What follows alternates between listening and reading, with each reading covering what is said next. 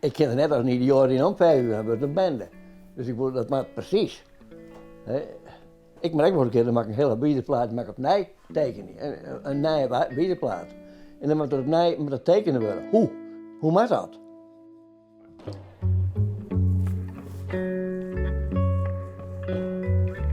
In Aardeboom, daar moest de kerk verder worden. Nou, in Stadland ben ik daar betrokken bij het schilderwerk van het plafond van de kerk van Aardeboom. En daar ontdekten we dus een complete gewelfschildering onder de oude witte verflaag. Die moest er helemaal af, want die was onduidelijk. En dat is een restauratie geworden. En daar gewoon binnen meer kerken komen en daar ben ik daar gewoon in bedaren.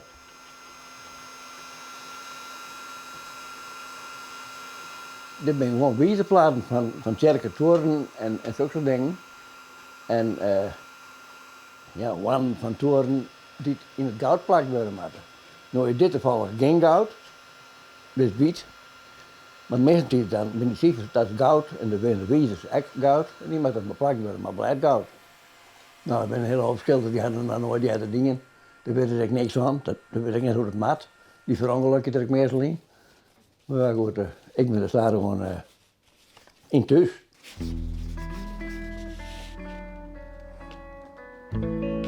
Wezel.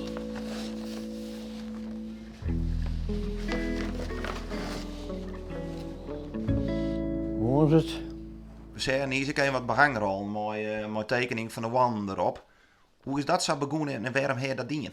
Dat weet ik niet.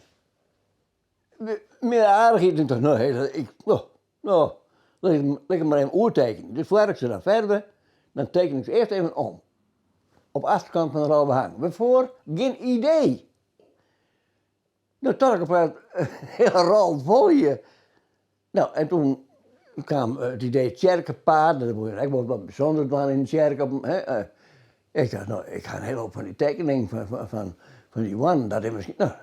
Dus toen heb ik voor alle dingen die ik uit Friesland had, die hebben we te volle mogelijk oortekenen, uitzagen in uw triplex, en toen hebben we daar een expositie van. Nou. Je laat wat dat, je laat je een soort kiernis. Ja, dat is zo.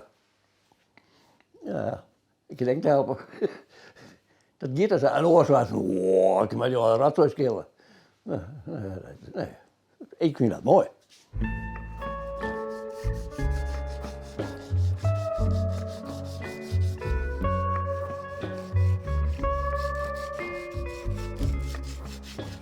Wat dat dan maakt je Friesland en zeker de kerk van Friesland, die maakt je over kreeg.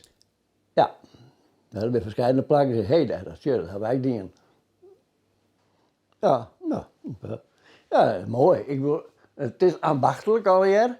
En dan nou, je maakt iets mooi en deugdelijk. Want dat zit vaak weer hier.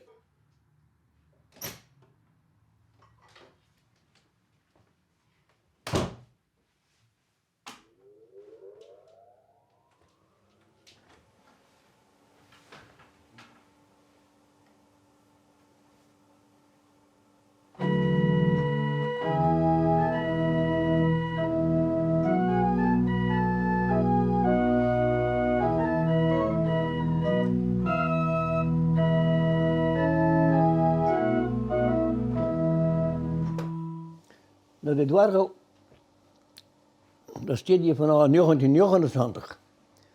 Toen had een vriend van mij dit bouwd. Nou, zo lang hebben we dit.